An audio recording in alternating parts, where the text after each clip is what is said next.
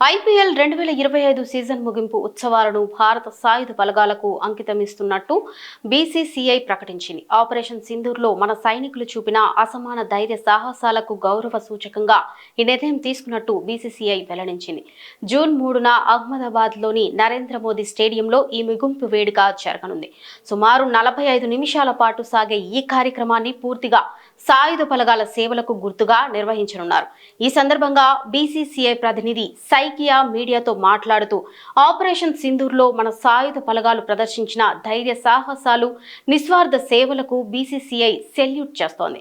వారి విరోచిత కృత్యాలు దేశానికి స్ఫూర్తినిస్తూ మనల్ని కాపాడుతున్నాయి. వారికి నివాళిగా ముగింపు వేడుకను సాయుధ బలగాలకు అంకితం చేయాలని నిర్ణయించుకున్నాం. క్రికెట్ మన దేశంలో ఒక మక్కువ కావచ్చు, కానీ దేశం, దాని సార్వభౌమాధికారం, సమగ్రత మరియు భద్రత కంటే ఏది గొప్పది కాదు.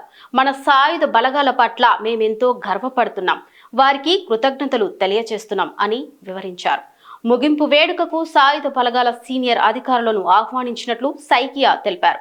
మ్యాచ్ సమయంలో స్టేడియంలో కొన్ని స్టాండ్లను కూడా సాయుధ బలగాల సిబ్బందికి కేటాయించనున్నట్లు ఆయన పేర్కొన్నారు.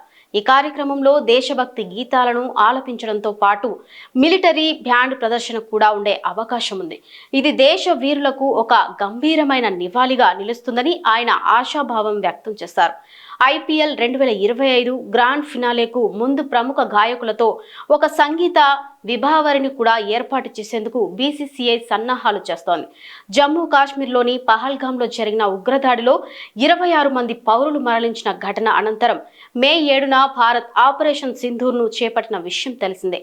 పాకిస్తాన్ మరియు పాక్ ఆక్రమిత కాశ్మీర్లోని ఉగ్రవాద స్థావరాలపై ఈ ఆపరేషన్ ద్వారా ఖచ్చితమైన దాడులు నిర్వహించారు. ఈ పరిణామాల నేపథ్యంలో భారత్, పాకిస్తాన్ల మధ్య ఉద్రిక్తతలు పెరగడంతో ఐపీఎల్ 2025ను వారం రోజుల పాటు నిలిపివేశారు. కాల్పుల విరమణ ఒప్పందం ప్రకటించిన తరువాత మే 17న టోర్నమెంట్ తిరిగి ప్రారంభమైంది.